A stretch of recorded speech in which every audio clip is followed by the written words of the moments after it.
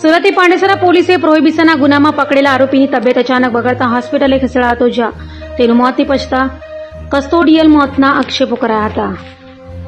સુરત શહેરના પાંડેસરા પોલીસ મથકમાં કસ્ટડી દરમિયાન એક આરોપીનું મોત નિપજ્યું હોવાનું સામે આવ્યું છે. વાત એમ છે કે પાંડેસરા પોલીસે રણજીત નામના આરોપીને પ્રોહિબિશનના ગુનામાં અટકાયત કરી પોલીસ મથકે લવાયો હતો. દરમિયાન રાત્રિના સમયે લોકઅપમાં આરોપી અચાનક બેભાન થઈ ગયો હતો. આરોપીની સ્થિતિ ગંભીર જણાતા પોલીસ દ્વારા તાત્કાલિક સારવાર માટે તેને સુરત સિવિલ હોસ્પિટલ ખસેડવામાં આવ્યો હતો. જોકે હોસ્પિટલમાં ફરજ પર હાજર તબીબોએ તપાસ બાદ આરોપીને મૃત જાહેર કર્યો હતો. તો આરોપીને ખેંચ આવતા તેની તબિયત બગડી હોવાનું અનુમાન વ્યક્ત કરાઈ રહ્યું છે. હાલ પાંડેસરા પોલીસે મૃતદેહને પોસ્ટમોર્ટમ માટે મોકલી આગળની કાર્યવાહી હાથ ધરી છે. ગઈકાલે પાંડેસરા પોલીસ સ્ટેશનની હદમાં એક પ્રોહિબિશનની કાર્યવાહી કરવામાં આવી, જેનો ગુના રજિસ્ટર નંબર 2673/26 છે, જેમાં પીધેલામાં પકડવામાં આવેલ.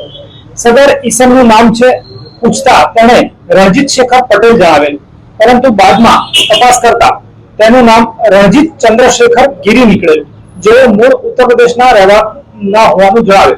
જેમના પિતાજી ચેન્નઈ ખાતે જતા રહે છે, જે પાલન પોષણ અત્યારે એમના કાકા કરી રહ્યા છે. રાત્રે 12:30 વાગે તેમને સિવિલ હોસ્પિટલમાં મેડિકલ ચકાસણી માટે લઈ જતા શરૂ કરતા બૂમ પાડતા તેઓ લોકઅપમાંથી બહાર આવેલા અને તરત જ ચક્કર થઈ બેભાન થઈ પડી ગયેલા.